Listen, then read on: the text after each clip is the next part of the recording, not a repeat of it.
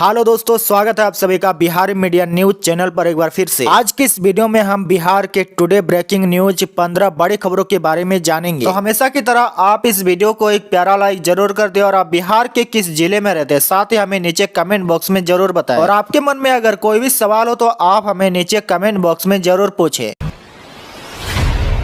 आज के लिए सबसे पहली खबर युवाओं के लिए एक अच्छी खबर। कर्मचारी राज्य बीमा निगम ने निकाली वैकेंसी, जाने कैसे करें आवेदन। जी हां, कर्मचारी राज्य बीमा निगम ने कुल 6,552 पदों पर रिक्तियां निकाली है। यदि जो उम्मीदवार आवेदन करना चाहते हैं वे आधिकारिक पोर्टल पर जाकर ऑनलाइन आवेदन कर सकते हैं या फिर आपको डिस्क्रिप्शन में लिंक मिल जाएगा जहां से आप डायरेक्ट आवेदन कर सकते हैं। इसके लिए पोस्ट है division clerk, upper division clerk और स्टेनोग्राफर, जिसमें आपको बता दें कि अपर डिवीजन क्लर्क और अपर डिवीजन कैशियर के लिए 6,306 पद और स्टेनोग्राफर के लिए कुल 240 पद है। आवेदन की प्रक्रिया 2 मार्च से शुरू हो चुकी है और 31 मार्च तक आवेदन आप कर सकते हैं। इसके लिए उम्र सीमा 18 से 27 वर्ष तक रखी गई है। और बात करें चयन प्रक्रिया तो अपर डिवीजन क्लर्क और अपर डिवीजन क्लर्क कैशियर पदों का चयन लिखित परीक्षा और स्क्रूटनी कम फिटनेस परीक्षा के आधार पर किया जाएगा। वहीं स्टेनोग्राफर के पदों पर योग्य उम्मीदवारों का चयन इंटरव्यू के आधार पर किया जाएगा। अगली बड़ी खबर, बिहार में 10 चरणों में होगा पंचायत चुनाव, ईवीएम से होगी वोटिंग। बिहार सरकार ने सूबे में पंचायत चुनाव कराने की मंजूरी दे दी है। 10 चरणों में पंचायत के चुनाव कराए जाएंगे। पंचायत चुनाव ईवीएम के जरिए ही होंगे। नीतीश कैबिनेट की मंगलवार शाम हुई बैठक में यह फैसला लिया गया। दरअसल चुनाव आयोग की मंजूरी नहीं मिलने के कारण बिहार में पंचायत चुनाव का मामला लटका पड़ा था। बिहार सरकार ईवीएम के सहारे वोटिंग कराना चाह रही थी, लेकिन ईवीएम के प्रयोग के लिए चुनाव आयोग की मंजूरी जरूरी थी। चुनाव आयोग ने बिहार के पंचायत चुनाव में ईवीएम के प्रयोग की मंजूरी नहीं दी थी। इसके खिलाफ राज्य सरकार कोर्ट गई थी। मंगलवार की शाम हुई कैबिनेट की बैठक में ईवीएम के जरिए ही पंचायत चुनाव कराने का फैसला लिया गया है। अगली बड़ी खबर, बिहार में 1,11,000 बच्चों के दाखिले को लेकर 8 मार्च से चलेगा विशेष अभियान। जी हां, शिक्षा मंत्री विजय कुमार चौधरी ने विधानसभा में कांग्रेस के विधायक मोहम्मद आफाक आलम के अल्पसूचित प्रश्न के उत्तर में कहा कि वर्ष 2014-15 में बिहार में 3,80,126 बच्चे स्कूली शिक्षा से बाहर थे। वहीं वर्ष 2018-19 में यह संख्या घटकर 1,43,278 और 2020-21 कर 1,11,861 रह गई है। सरकार का लक्ष्य है कि कोई भी बच्चा स्कूल से बाहर नहीं रहे। इस लक्ष्य को पूरा करने को लेकर 8 मार्च से पूरे राज्य में विशेष अभियान चलाकर बच्चों का स्कूल में दाखिला कराया जाएगा और इसे प्रवेश उत्सव के रूप में मनाया जाएगा। उन्होंने सभी विधायकों से आग्रह किया है कि वे अपने इलाके में हमेशा निगरानी रखें और जो बच्चे शिक्षा से दूर है उनका दाखिला स्कूल में कराए ताकि उनके क्षेत्र का कोई भी बच्चा शिक्षा से वंचित नहीं रहे।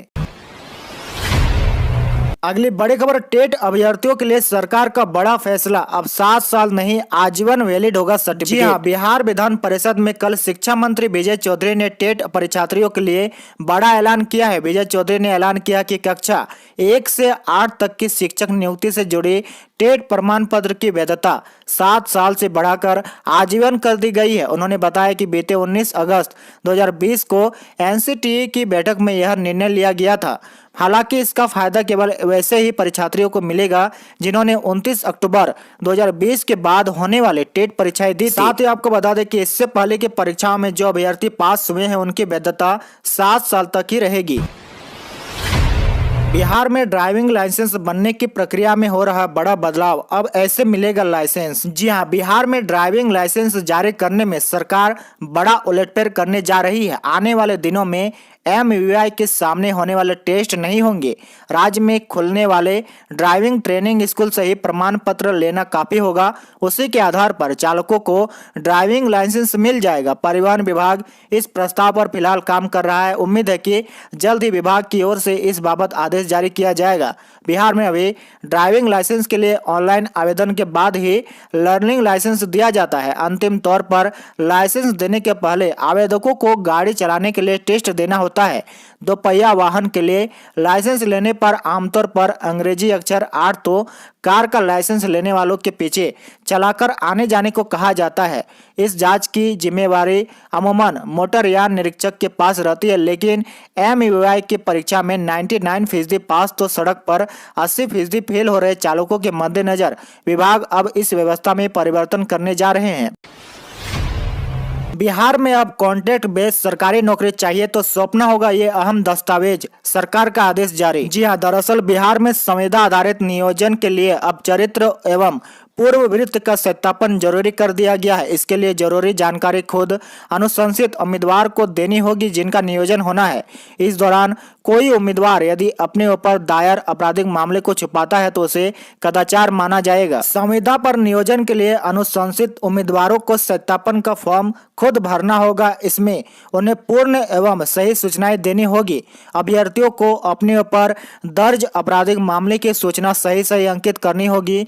ऐसी किसी सूचना को छुपाया जाता है तो उसे संबंधित कर्मी का कदाचार माना जाएगा। फॉर्म को सत्यापन के लिए संबंधित जिला पदाधिकारी के माध्यम से पुलिस को भेजा जाएगा। चरित्र एवं पूर्व वृत्ति के सत्यापित होने के बाद ही सक्षम नियुक्ति पदाधिकारी की इजाजत से ही नियोजन की कार्रवाई की जाएगी। बिहार में कल से इलेक्ट्रिक बस सेवा शुरू, सीएम ने हरी झंडी दिखाकर किया रवाना। जी हां, बिहार में कल से इलेक्ट्रिक बसों के परिचालन की शुरुआत हो गई है। मुख्यमंत्री नीतीश कुमार ने हरी झंडी दिखाकर बस सेवा की शुरुआत की और इलेक्ट्रिक बस पर ही सवार होकर विधानसभा पहुंचे। शुभारंभ के दौरान डिप्टी सीएम रेणु देवी और तारकिशोर प्रसाद भी मौजूद रहे। सीएम ने हरी झंडी दिखाकर 25 डिलक्स, 30 सेमी डिलक्स समेत कुल 82 बस सेवा की शुरुआत की है। ये बसें पटना नगर सेवा से विभिन्न मार्गों के साथ ही पटना राजगीर, पटना मुजफ्फरपुर के रूट पर चलेगी। इन बसों के परिचालन शुरू हो जाने से राज्य के सभी 38 जिलों से राजधानी पटना की कनेक्टिविटी हो जाएगी। जिला और प्रखंड मुख्यालय से राजधानी का सफर काफी आसान हो जाएगा। इस बस की एक खास विशेषता है कि एक बार चार्ज होने के बाद यह 225 से 250 किलोमीटर का दूरी तय करेगी। अगली बड़ी खबर, पटना के 38 जगहों पर बनेगा स्मार्ट पार्किंग। जी हां, राजधानी पटना में 38 जगहों पर स्मार्ट पार्किंग बनेगा। PPT मोड पर बनने वाले पार्किंग के लिए टेंडर की प्रक्रिया जल्द ही शुरू होगी। लोगों को ऐप से नजदीकी पार्किंग स्पॉट की जानकारी मिलेगी। ई-वाहन के जरिए चार्जिंग की भी सुविधा रहेगी। निगम की ओर से वाहन की आवाजाही नियंत्रित रखने हेतु RFID सेंसर युक्त बूम बैरियर, वाहनों का रिकॉर्ड, गाड़ी का मॉडल, नंबर प्लेट आदि तैयार करने के लिए विशेष कैमरे, पोर्टेबल केबिन, ऑटो पे स्टेशन से less smart parking management system तैयार किया जाएगा। अगली बड़ी खबर, जदयू नेता के बयान से मिले संकेत, नीतीश के साथ जा सकते हैं कुशवाहा, बिहार में मिल सकती है बड़ी जिम्मेदारी। जदयू के पूर्व प्रदेश अध्यक्ष वशिष्ठ नारायण सिंह ने राष्ट्रीय लोक समता पार्टी चीफ और पूर्व सांसद उपेंद्र कुशवाहा के जदयू में शामिल होने के संकेत दिए हैं। एक बार फिर उन्होंने यह खुलकर कहा कि रालोसपा के जदयू में विलय की संभावना को नकारा नहीं जा सकता है। वहीं सियासी गलियारों में भी इस विलय की चर्चा तेज हो गई है। वशिष्ठ नारायण सिंह ने न्यूज 18 को दिए एक इंटरव्यू में इस मुद्दे पर अपनी बात सामने रखी है। उन्होंने कहा कि रालोसपा का जदयू में विलय संभव है। वशिष्ठ नारायण ने कहा कि इस बात का फैसला उपेंद्र कुशवाहा को ही लेना है, लेकिन अलग अलग चलने का कोई मतलब नहीं है। सभी पुराने साथी और आज भी एक ही विचारधारा के साथ चल रहे हैं, इसीलिए एक ही साथ चलना सही है। अगली बड़ी खबर, बिहार के एक जिले के सभी पंचायतों में एक ही दिन होगा चुनाव। जी हां, बिहार में प्रमंडलवार पंचायत चुनाव के तहत एक जिले की सभी पंचायतों में एक ही दिन चुनाव संपन्न होगा। एक जिले में किसी भी स्थिति में चुनाव के लिए 2 तिथि निर्धारित नहीं होगी। राज्य निर्वाचन आयोग के सचिव योगेंद्र राम ने बताया कि 3-4 प्रमंडल की 3-4 जिलों में एक ही साथ चुनाव कराए जा सकते हैं। बूथों की संख्या और जिलों के लिए EVM की उपलब्धता के आधार पर इसका निर्धारण किया जाएगा। छोटे जिलों को बड़े जिलों के साथ जोड़कर भी चुनाव कराए जा सकते हैं।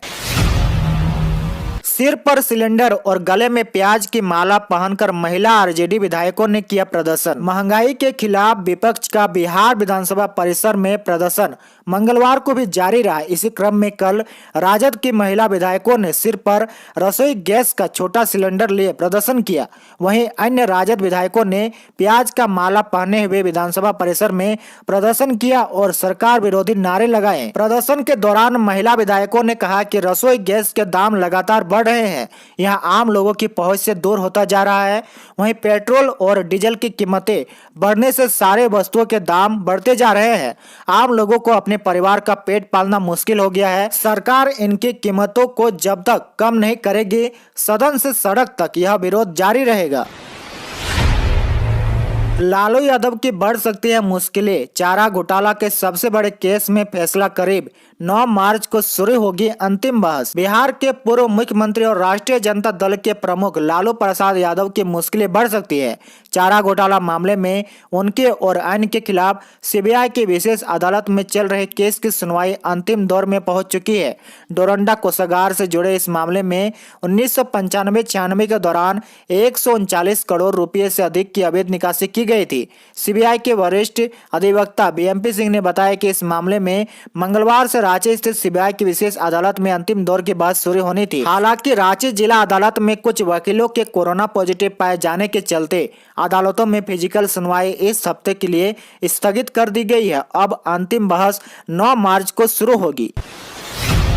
अगली बड़ी खबर, अभिभावकों को मिल सकती है राहत। विधानसभा में उठा बंद स्कूल से मांगे जा रहे फीस का मामला। जी हां, विधानसभा में शून्यकाल के दौरान यह मामला उठा कि जब कोरोना की वजह से लॉकडाउन में स्कूल बंद तो फिर निजी विद्यालय फीस क्यों ले रहे हैं। पढ़ाई हुई नहीं और फीस के लिए दबाव काफी है। कुंदन सिंह ने बेगूसराय से जुड़े इस मामले को उठाया था। शून्यकाल में उठे इस मामले पर विधानसभा अध्यक्ष ने संज्ञान लेते हुए कहा कि पूरे बिहार की यह स्थिति है। सरकार इस मामले को अपने संज्ञान में लेकर लॉकडाउन की अवधि में जब बंद थे विद्यालय तो फिर फीस क्यों ली जा रही है। अगली बड़ी खबर, तेजस्वी पटना पहुंचे लेकिन कोरोना की वैक्सीन नहीं लेंगे। पश्चिम बंगाल और असम दौरे के बाद नेता प्रतिपक्ष तेजस्वी यादव कल शाम पटना पहुंच गए। तेजस्वी यादव ने पटना पहुंचने के बाद पश्चिम बंगाल और असम चुनाव को लेकर आरजेडी का स्टैंड क्लियर किया। तेजस्वी पहले ही ऐलान कर चुके हैं कि पश्चिम बंगाल में उनकी पार्टी बिना शर्त तृणमूल कांग्रेस का समर्थन करेगी। ममता बनर्जी से मुलाकात के बाद तेजस्वी ने कोलकाता में ही इसका ऐलान कर दिया था। पटना पहुंचे तेजस्वी यादव, जब यह सवाल किया गया तो कोरोना की वैक्सीन कब ले रहे हैं, तो तेजस्वी यादव ने स्पष्ट तौर पर कहा कि फिलहाल कोरोना वैक्सीन लेने की क्राइटेरिया में वह नहीं आते हैं। तेजस्वी ने कहा कि उनकी उम्र 50 साल से कम है। और अंत की बड़ी खबर, बिहार के कई जिलों में खुलेगा खादी मॉल। उद्योग मंत्री शाहनवाज हुसैन ने किया ऐलान। जी हां, खादी उद्योग से जुड़े बुनकर, किसान और शिल्पकारों के उत्थान के लिए बिहार के विभिन्न जिलों में खादी बोर्ड की जमीन पर खादी मॉल बनाया जाएगा। इसमें बिहार में रोजगार का सृजन होगा, साथ ही मेक इन बिहार प्रोडक्ट की पहुंच भी बढ़ेगी। ये बातें गांधी मैदान स्थित खादी मॉल का जायजा लेने पहुंचे उद्योग मंत्री शाहनवाज हुसैन ने कही। उन्होंने लोगों से अनुरोध किया कि खादी के कपड़ों का इस्तेमाल करें और इस तरह के मॉल में ज्यादा से ज्यादा खरीदारी करें। आज के लिए आपका सवाल बताएं कि दिल्ली की गद्दी पर बैठने वाला प्रथम बिहारी शासक कौन था। इसका जवाब आप हमें नीचे कमेंट बॉक्स में जरूर बताएं।